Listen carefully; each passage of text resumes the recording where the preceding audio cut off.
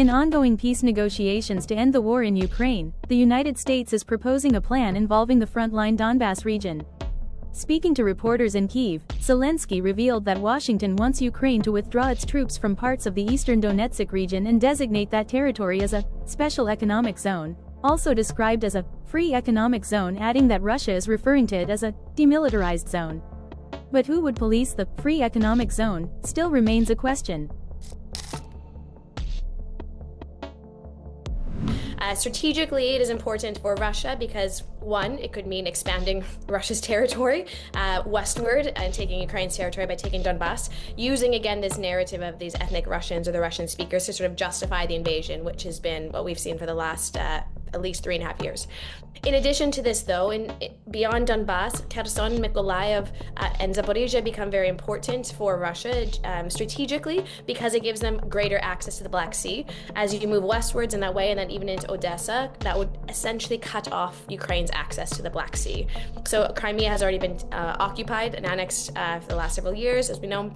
But in addition, taking the Luhansk, Donetsk, Zaporizhzhia, and Kherson would allow Russia to essentially, I guess, strangle Ukraine, if you would. Zelensky is under mounting U.S. pressure to secure a deal with Russia, with reports that U.S. President Donald Trump wants an agreement by Christmas. The general peace plan includes the 20-point framework and separate documents on security guarantees and on rebuilding Ukraine. About an hour ago, we had conversation with a United States team about possible security guarantees for Ukraine, and we are working on a framework document, and it must be strong enough to truly work.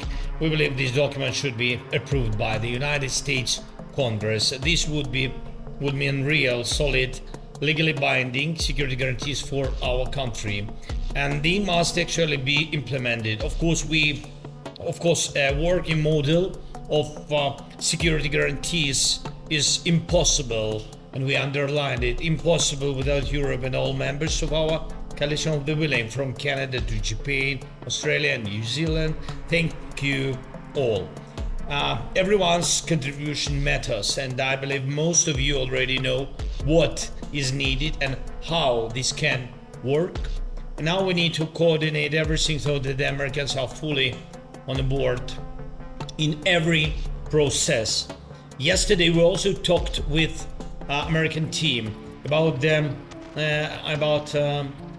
economic agreement and what US involvement could look like in Ukraine's recovery and post-war development.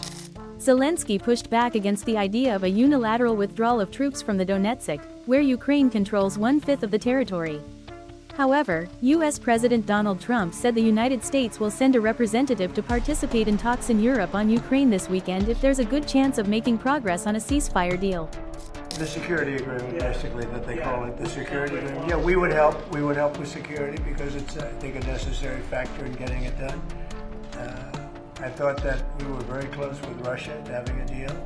I thought we were very close with Ukraine to having a deal. In fact, other than President Zelensky, his people loved the concept of the deal. You know, we threw something out. Well, there's 4 or 5 different parts. It's, a little bit complicated because you're cutting up land in a certain way. It's not the easiest thing. It's sort of like a complex real estate deal times 1,000, right?